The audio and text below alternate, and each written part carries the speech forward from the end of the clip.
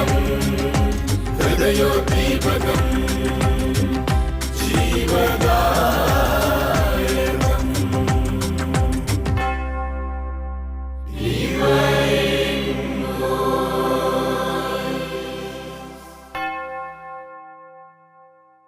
ഈശോ മിശിഹായ്ക്ക് സ്തുതിയായിരിക്കട്ടെ.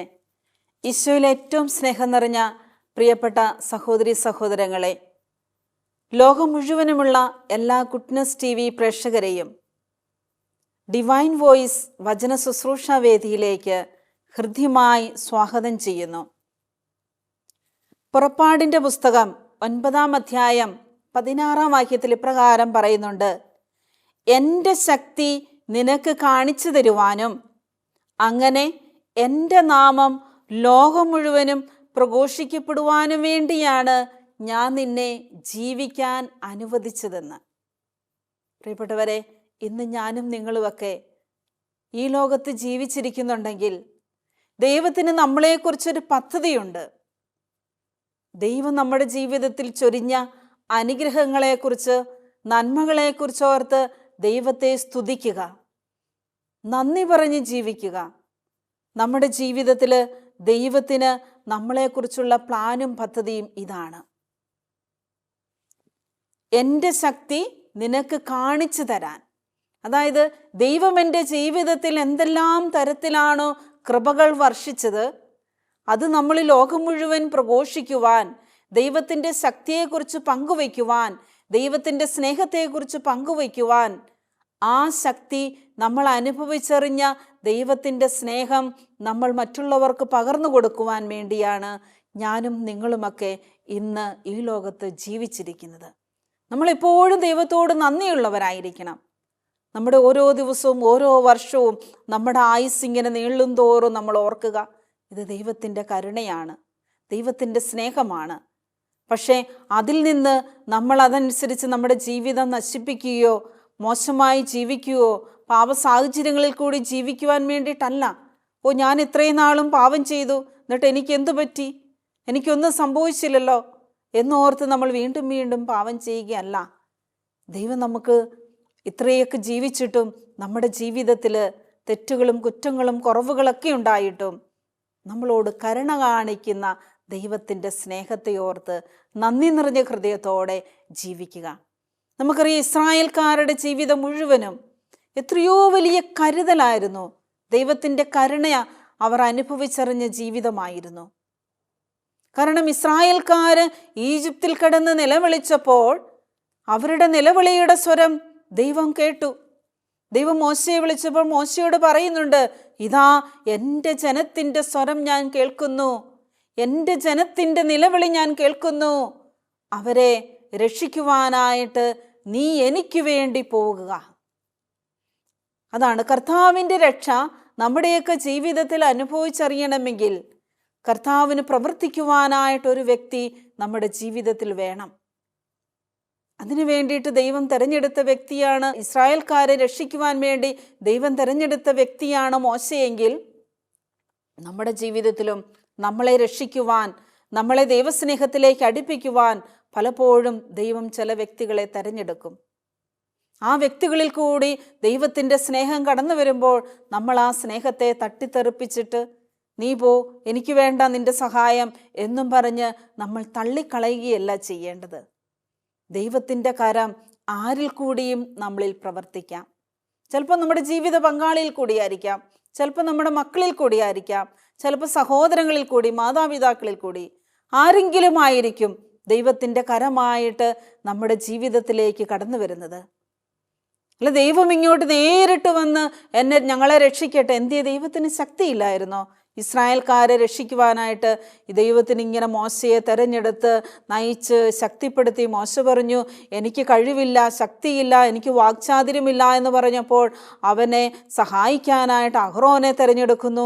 ഇതിൻ്റെയൊക്കെ വല്ല ആവശ്യമുണ്ടായിരുന്നോ ദൈവത്തിന്?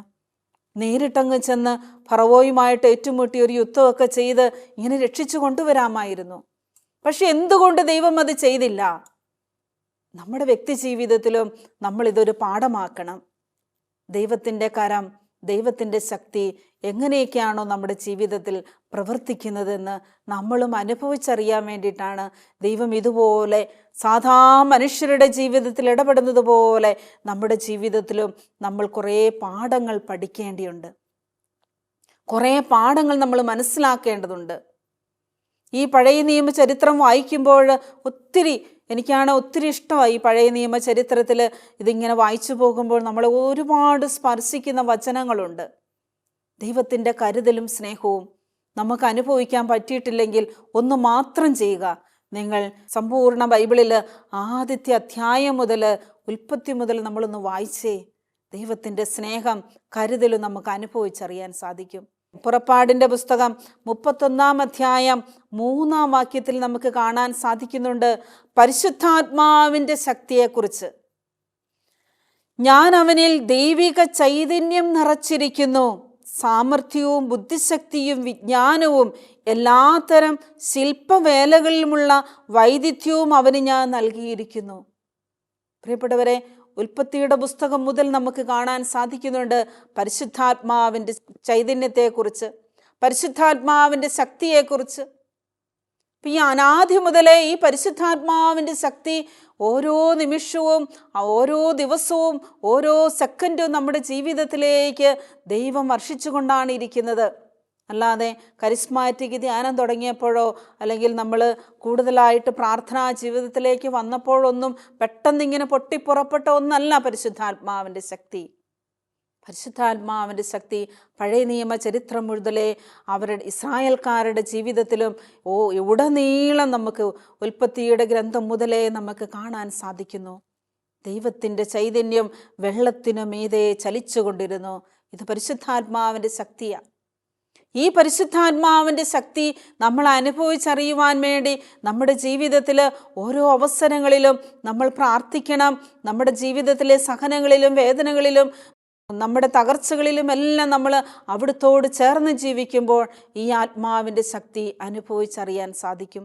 ഓരോ പ്രവാചകന്മാരെ ദൈവം തിരഞ്ഞെടുക്കുമ്പോൾ ആദ്യമേ അവരിൽ പരിശുദ്ധാത്മാവിൻ്റെ ശക്തി നിവസിപ്പിക്കുന്നു. ഓരോ പ്രവാചകനിലും പരിശുദ്ധാത്മാവിൻ്റെ ശക്തിയാൽ അവർ നിറഞ്ഞുകിട്ടാണ് അവരെ കർത്താവ് തൻ്റെ ഹിതം നിറവേറ്റുവാൻ വേണ്ടി പറഞ്ഞയക്കുന്നത്. ഇതുപോലെ ഇസ്രായേൽക്കാരെ നയിക്കുവാൻ, ശക്തിപ്പെടുത്തുവാൻ, അത്ഭുതങ്ങളും അടയാളങ്ങളും പ്രവർത്തിക്കുവാൻ, ഫറവോയോട് ഏറ്റുമുട്ടുവാൻ, പറയുവാൻ, അവർക്ക് രക്ഷിക്കുവാനായിട്ട് വാക്ചാതുര്യം പോലും ഇല്ലാത്ത വാക്കുകൾ കൊണ്ടല്ല മോശയെ ദൈവം പ്രവർത്തിച്ചത്. അത്ഭുതങ്ങളും അടയാളങ്ങളുമായിട്ടാണ്. അവൻ്റെ കയ്യിലുണ്ടായിരുന്ന വടി അത് ദൈവത്തിൻ്റെ അത്ഭുതം പ്രവർത്തിക്കാനുള്ളൊരു വടിയായിട്ട്, ശക്തിയായിട്ട് അവന് കൊടുത്തു. ഇതുപോലെ നമ്മുടെയൊക്കെ ജീവിതത്തിലും ദൈവം പലപ്പോഴും പല വ്യക്തികളെ, പല സംഭവങ്ങളെ, പല സാഹചര്യങ്ങളെ ദൈവം അനുവദിക്കും. അതൊക്കെ നമ്മുടെ ജീവിതത്തിൽ നമ്മളെ നയിക്കുന്ന ശക്തികളാണ്, നമ്മളെ രക്ഷിക്കുന്ന ശക്തികളാണ്, ദൈവത്തിൻ്റെ സ്നേഹത്തിൻ്റെ കരുതലിൻ്റെ ശക്തികളാണ്. പുറപ്പാടിൻ്റെ പുസ്തകം 34-ാം അധ്യായം 24-ാം വാക്യത്തിൽ നമുക്ക് കാണാൻ സാധിക്കുന്നുണ്ട്, ഞാൻ നിങ്ങളുടെ മുമ്പിൽ നിന്ന് ജനതകളെ നിഷ്കാസനം ചെയ്യും, നിങ്ങളുടെ അതിർത്തികൾ ഞാൻ വിപുലമാക്കും.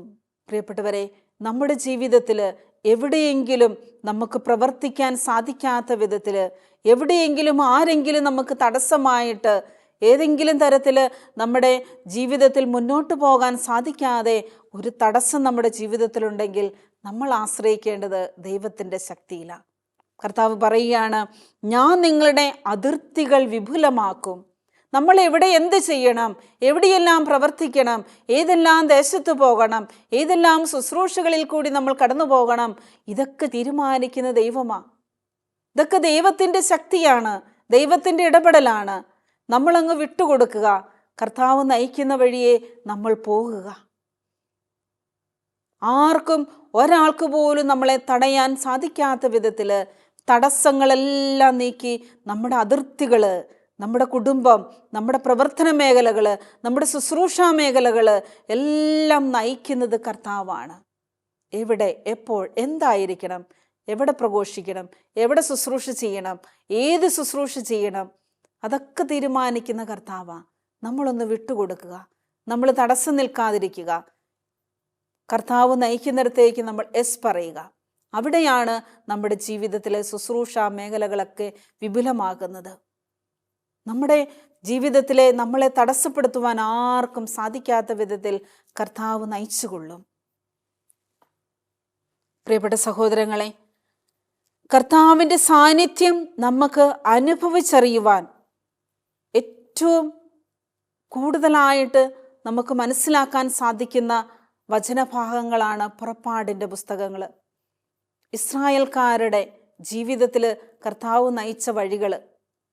പുറപ്പാടിൻ്റെ പുസ്തകം 40-ാം അധ്യായം 34-ാം വാക്യത്തിൽ ഇപ്രകാരം പറയുന്നുണ്ട്: അപ്പോൾ ഒരു മേഘം സമാഗമ കൂടാരത്തെ ആവരണം ചെയ്തു, കർത്താവിൻ്റെ മഹത്വം കൂടാരത്തിൽ നിറഞ്ഞു നിന്നിരുന്നു. നോക്കുക, കർത്താവിൻ്റെ സാന്നിധ്യം ഓരോ നിമിഷങ്ങളിലും ഇസ്രായേൽക്കാർ അനുഭവിച്ചറിഞ്ഞുകൊണ്ടാണ് മുന്നോട്ട് പോയത്. വീണ്ടും പുറപ്പാടിൻ്റെ പുസ്തകം 40-ാം അധ്യായം 38-ാം വാക്യത്തിൽ നമുക്ക് കാണാൻ സാധിക്കുന്നുണ്ട്: കർത്താവിൻ്റെ മേഘം പകൽ സമയത്ത് കൂടാരത്തിന് മുകളിൽ നിലകൊണ്ടിരുന്നു, രാത്രിയിൽ അഗ്നിസ്തംഭമായി ജ്വലിച്ചിരുന്നു. പ്രിയപ്പെട്ടവരെ, ഈ ഇസ്രായേൽക്കാരുടെ മുന്നോട്ടുള്ള ജീവിതത്തിൽ അവരെ നയിക്കുവാൻ, ശക്തിപ്പെടുത്തുവാൻ അവർക്ക് ആവശ്യ സമയങ്ങളിൽ രാത്രിയിൽ അവർക്ക് അഗ്നിയായി, പകൽ സമയങ്ങളിൽ അവർക്ക് മേഘത്തിൻ്റെ തണലായി, താങ്ങും തണലുമായി, ശക്തിയായി. അവർക്ക് ആഹാരം വേണമെന്ന് പറഞ്ഞപ്പോൾ ആഹാരം കൊടുത്തു. അവർക്ക് ഇറച്ചി വേണമെന്ന് പറഞ്ഞപ്പോൾ കാടപ്പക്ഷികളെ കൊടുത്ത് ഇറച്ചി കൊടുത്തു. അവരെന്താവശ്യപ്പെട്ടപ്പോഴും അവരെ നയിക്കുന്ന ഒരു ദൈവമായിരുന്നു. അവരുടെ കൂടെയുണ്ടായിരുന്ന ഒരു ദൈവത്തിൻ്റെ സ്നേഹമാണ് അവരനുഭവിച്ചറിഞ്ഞത്. അവർ ചോദിക്കുന്നതെല്ലാം അപ്പോൾ ഉടനെ കിട്ടുന്ന ഒരു ദൈവത്തിൻ്റെ സ്നേഹം, കരുതൽ. അമ്മയെപ്പോലെ അപ്പനെ പോലെ അവരെ ചേർത്ത് പിടിച്ച് കൊണ്ടു നടക്കുന്ന ആ കരുതലും സ്നേഹവും അവരനുഭവിച്ചപ്പോൾ അവരും ദൈവവും തമ്മിലുള്ള ബന്ധം എളുപ്പമായിരുന്നു. അവർക്കൊന്നിനും തടസ്സമില്ലായിരുന്നു. പ്രാർത്ഥനയ്ക്ക് അപ്പോൾ തന്നെ ഉത്തരം കിട്ടുന്ന അനുഗ്രഹങ്ങളായിരുന്നു അവരുടെ ജീവിതത്തിലേക്ക് വർഷിച്ചത്. ഇസ്രായേൽക്കാർ ദൈവസ്നേഹത്തിൽ നിന്ന് ഇത്രയെല്ലാം ദൈവത്തിൻ്റെ സ്നേഹം അവർ അനുഭവിച്ചറിഞ്ഞിട്ടും, കരുതലും സ്നേഹവും അവർ അനുഭവിച്ചിട്ടും, അവർ പാപം ചെയ്ത് ദൈവത്തിൽ നിന്ന് അകന്നു പോയപ്പോഴാണ് ദൈവത്തിൻ്റെ ശിക്ഷ അവരനുഭവിക്കുവാനിടയായത്. പ്രിയപ്പെട്ടവർ, നമ്മുടെ ജീവിതത്തിലും ഇതാണ്. ചിലപ്പോൾ നമ്മൾ വഴിതെറ്റിപ്പോയു എന്ന് മനസ്സിലാക്കുന്ന നിമിഷം കർത്താവ് ചെറിയ ശിക്ഷണങ്ങൾ നൽകി നമ്മളെ തിരിച്ചു കൊണ്ടുവരും, ദൈവത്തിൻ്റെ സ്നേഹത്തിലേക്ക് നമ്മൾ കൂടുതൽ അടുക്കുവാനായി.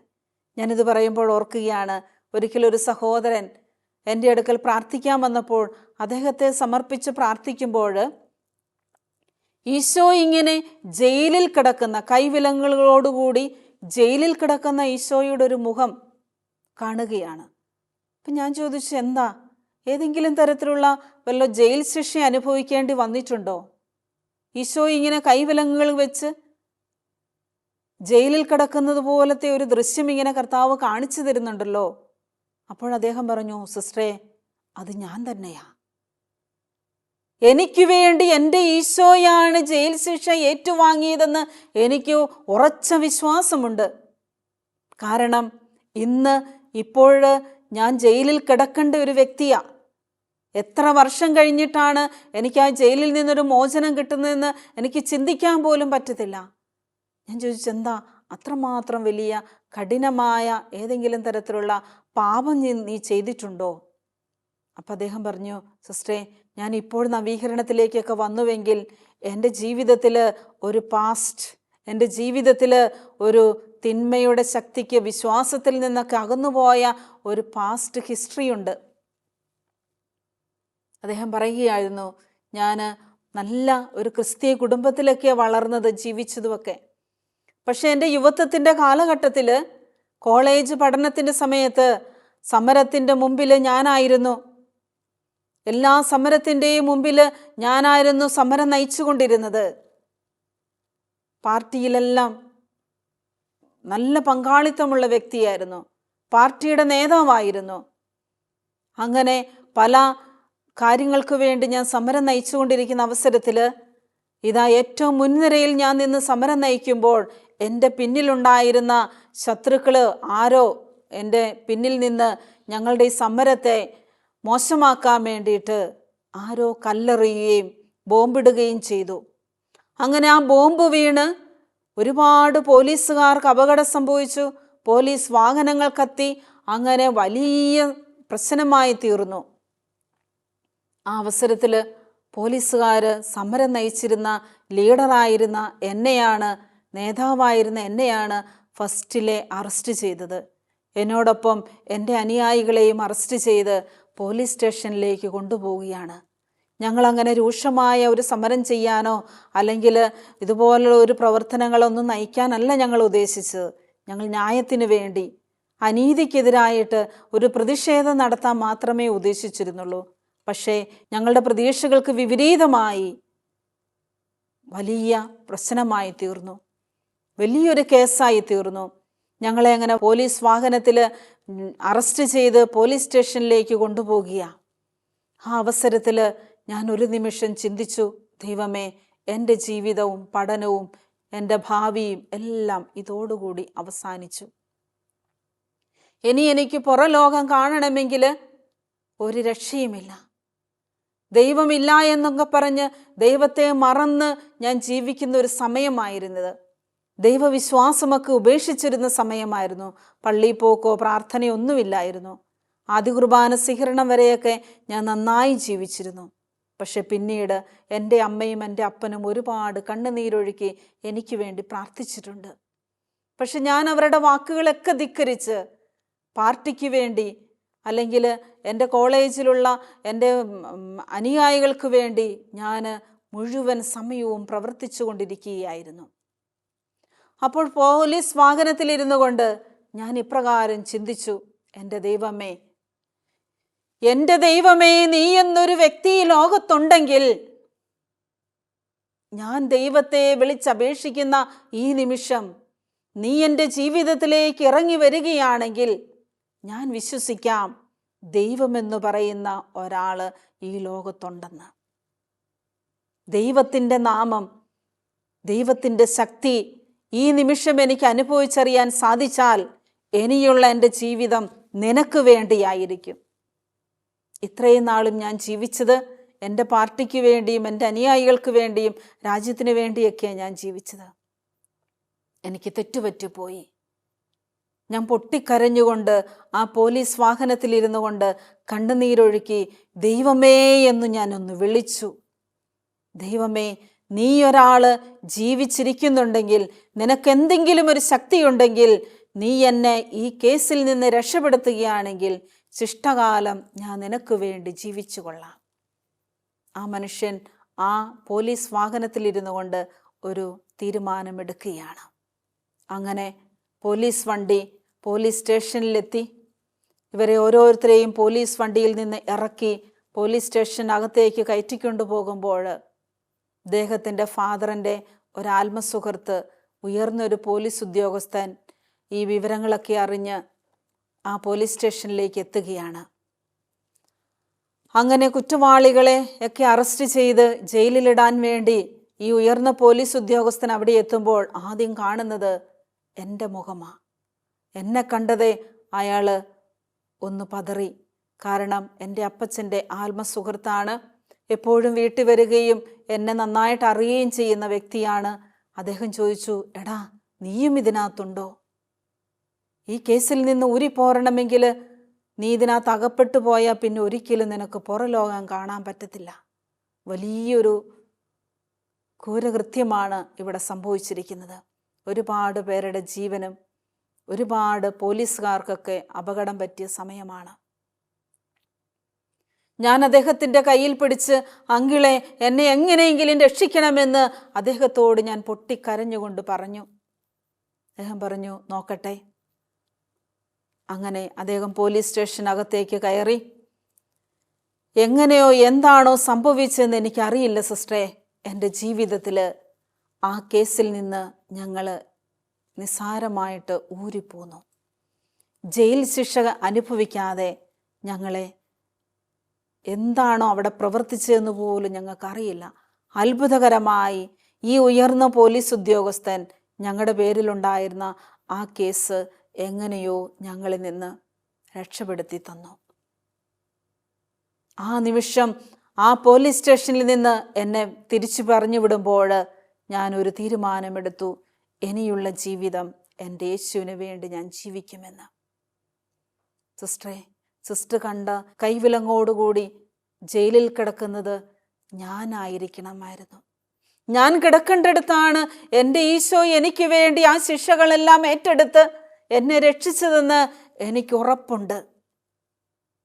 അതെ പ്രിയപ്പെട്ടവരെ, ആ മകൻ ഇന്ന് ജീസസ് യൂത്തിലൊക്കെ പ്രവർത്തിച്ച് വളരെ ആത്മാർത്ഥമായിട്ട് കർത്താവിന് വേണ്ടി, യേശുവിന് വേണ്ടി സാക്ഷ്യം വഹിക്കുന്ന തൻ്റെ ശിഷ്ടകാലം മുഴുവനും അദ്ദേഹം നല്ല ഒരു ഉയർന്ന ജോലി കമ്പനിയിലും ഗൾഫിലുമായി എത്തിച്ചേർന്നു. അദ്ദേഹത്തിൻ്റെ ജീവിതം മുഴുവനും ഇപ്പോഴും ശുശ്രൂഷയിൽ ഏറ്റവും മുമ്പിൽ, ഏറ്റവും പ്രാധാന്യം കൊടുത്ത്, സുവിശേഷ വേലയ്ക്ക് പ്രാധാന്യം കൊടുത്ത്, കർത്താവിൻ്റെ ആ രക്ഷിക്കുന്ന സ്നേഹം, കർത്താവിൻ്റെ ആ സംരക്ഷണത്തെക്കുറിച്ച്, കർത്താവ് എന്നെ കൈപിടിച്ച് നടത്തിയതിനെക്കുറിച്ച് ഇപ്പോഴും വചനം പങ്കുവെച്ച് ജീവിക്കുന്ന ഒരു നല്ല യേശുവിൻ്റെ സാക്ഷ്യം വഹിക്കുന്ന ഒരു മകനായി അദ്ദേഹം മാറി. പ്രിയപ്പെട്ടവരെ, ഇതാണ് ഈശോ തൻ്റെ മക്കളായ നമ്മളോട് ഓരോരുത്തരോടും ഓരോ നിമിഷവും കാണിച്ചു കൊണ്ടിരിക്കുന്നത്. കർത്താവിൻ്റെ കരുതലുള്ള സ്നേഹം, കർത്താവിൻ്റെ കരുണ, കർത്താവിൻ്റെ ക്ഷമിക്കുന്ന സ്നേഹം. നമ്മളെ ശിക്ഷിക്കുന്ന ഒരു ദൈവമല്ല, നമ്മളെ രക്ഷിക്കുന്ന ഒരു ദൈവമാണ് നമ്മുടെ ദൈവം. പക്ഷേ നമ്മൾ വഴിതെറ്റി പോകുന്നുവെന്നറിയുമ്പോൾ നമ്മളെ തിരിച്ചു കൊണ്ടുവരുവാൻ വേണ്ടി ചില ശിക്ഷണങ്ങൾ നൽകി നമ്മളെ സ്നേഹിക്കുന്ന ദൈവമാണ് നമ്മുടെ ദൈവം. അതൊരിക്കലും നമ്മളെ നശിപ്പിക്കാനല്ല, നമ്മുടെ ജീവിതം അവസാനിപ്പിക്കാനല്ല, നമ്മളെ നിരാശപ്പെടുത്താനല്ല, നമ്മളെ ഈശോയുടെ സ്നേഹത്തിലേക്ക് തിരിച്ചു കൊണ്ടുവരുവാൻ ചില ശിക്ഷണങ്ങളൊക്കെ ദൈവം നമുക്ക് നൽകും. നമ്മുടെ പ്രിയപ്പെട്ട മാതാപിതാക്കൾ മക്കൾക്ക് ശിക്ഷണം കൊടുക്കുന്നത് എപ്പോഴാണ്? അവരെ തിരിച്ചു കൊണ്ടുവരുവാൻ, അവർക്ക് നല്ലത് വരുവാൻ. എന്നാൽ ഇന്ന് മാതാപിതാക്കളുടെ ആ ശിക്ഷണമൊക്കെ കുറഞ്ഞുപോയി. മക്കളുടെ എല്ലാ തെറ്റിനും അവരുടെ എല്ലാ ആഗ്രഹത്തിനും കൂട്ടുനിന്ന് അവരെ നയിക്കുമ്പോൾ അവരുടെ ജീവിതം ഇന്ന് നശിച്ചു കൊണ്ടിരിക്കുകയാണ്. അതുകൊണ്ട് പ്രിയപ്പെട്ടവരെ, നമുക്ക് കർത്താവിൻ്റെ മുമ്പിൽ ഒരാത്മശോധന ചെയ്യുക.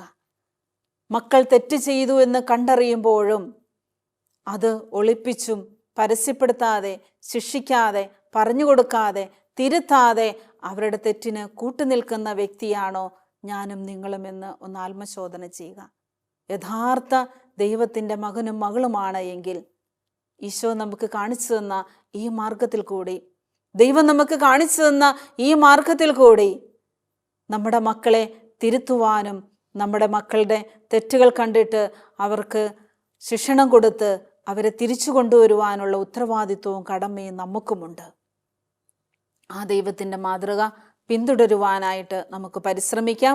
നമ്മുടെ ജീവിതത്തിൽ ദൈവം നൽകിയ എല്ലാ അനുഗ്രഹങ്ങളെ ഓർത്ത് നന്ദി നിറഞ്ഞ ഹൃദയത്തോടെ കർത്താവിൻ്റെ മുമ്പിൽ നമുക്ക് ഇനിയുള്ള കാലം ദൈവസ്നേഹത്തിൽ ആശ്രയിച്ച് ജീവിക്കുവാൻ, ദൈവത്തിൻ്റെ സംരക്ഷണം അനുഭവിച്ച് ജീവിക്കുവാൻ നമ്മളെ അനുഗ്രഹിക്കണമേ എന്ന് പരിശുദ്ധി അമ്മയുടെ മാധ്യസ്ഥം ചേർന്ന് നമുക്ക് പ്രാർത്ഥിക്കാം. നന്മ നിറഞ്ഞ മറിയമേ സ്വസ്തി, കർത്താവ് അങ്ങയുടെ കൂടെ, സ്ത്രീകളിൽ അങ്ങ് അനുഗ്രഹിക്കപ്പെട്ടവളാവുന്നു. അങ്ങയുടെ ദുരിതം ഫലമായി ഈശോ അനുഗ്രഹിക്കപ്പെട്ടവനാവുന്നു. പരിശുദ്ധ മറിയമേ തമ്പുരാൻ്റെ അമ്മേ, പാപികളായ ഞങ്ങൾക്ക് വേണ്ടി എപ്പോഴും ഞങ്ങളുടെ മരണസമയത്തും തമ്പുരാനോട് അപേക്ഷിക്കണമേ. ആമേൻ. പിതാവിൻ്റെയും പുത്രൻ്റെയും പരിശുദ്ധാത്മാവിൻ്റെയും നാമത്തിൽ ആമേൻ.